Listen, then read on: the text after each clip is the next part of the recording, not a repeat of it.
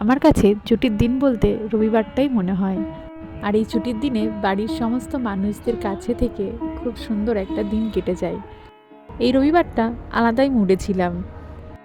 এই যেমন ধরো সকালবেলা উঠেই কোথাও কিছু না, হঠাৎ করে ইচ্ছা হলো গাজরের হালুয়া বানানোর।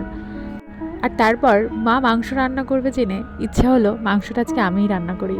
এটা সম্পূর্ণ নিজেরই স্টাইলের বলতে পারো। কখনো তেমনভাবে খুব একটা রান্না করতে বা খাওয়াতেও বেশ পারদর্শী বা ভালোবাসা জিনিসটা আমার জন্মায়নি। তবে আজ মাংসটা দ্বিতীয়বারের জন্য রান্না করলাম, কিন্তু প্রথমবারের থেকে দ্বিতীয়বারটা খুবই সুন্দর হয়েছে। সবাই খুব সুন্দর বলেছে। টক ঝাল মিষ্টি একটা কম্বিনেশনের মাংস রান্না। সত্যি কথা বলতে আমি খুব একটা রান্না বান্না পারি না, তাই যেটুকু রান্না করি সেটুকুতে যতটুকু প্রশংসা পাই সেটাই আমার খুব ভালো লাগে। আর এই রান্নাটি বানানোর জন্য প্রথমে মাংসর মধ্যে একটু লবণ, হলুদ ও একটু লেবুর রস দিয়ে মাংসটিকে ম্যারিনেট করে রেখে দিয়েছিলাম।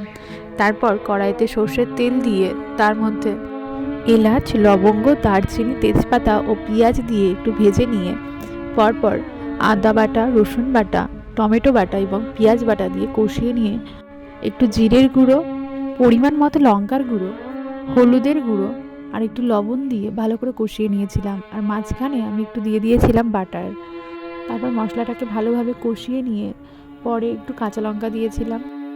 তারপর মাংসটাকে আস্তে আস্তে ভালো করে ঢেকে ঢেকে কষিয়েছিলাম।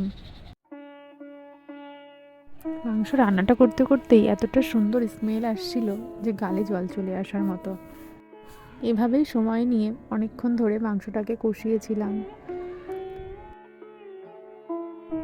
আর এর মাঝখানে অল্প একটু চিনি দিয়েছিলাম, কেননা আমার রেসিপিটা আজ ছিল টক ঝাল মিষ্টি রান্না।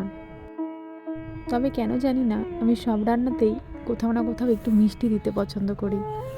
তারপর মাংসতে জল দিয়ে ঢেকে ঢেকে ফুটিয়ে রান্না করেছিলাম, আর মাঝখানে একটা গোটা রসুন দিয়ে দিয়েছিলাম মাংসর মধ্যে।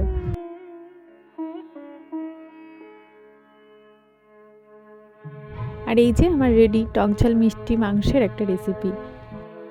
তোমরা অবশ্যই বাড়িতে ট্রাই করো এবং সবাইকে কোনো একটা ছুটির দিনে এভাবে নিজের হাতে রান্না করে খাইয়ে দেখো। আর কেউ ভালো না বললে আমাকে বলো। আর অবশ্যই জানিও কিন্তু কেমন লাগলো।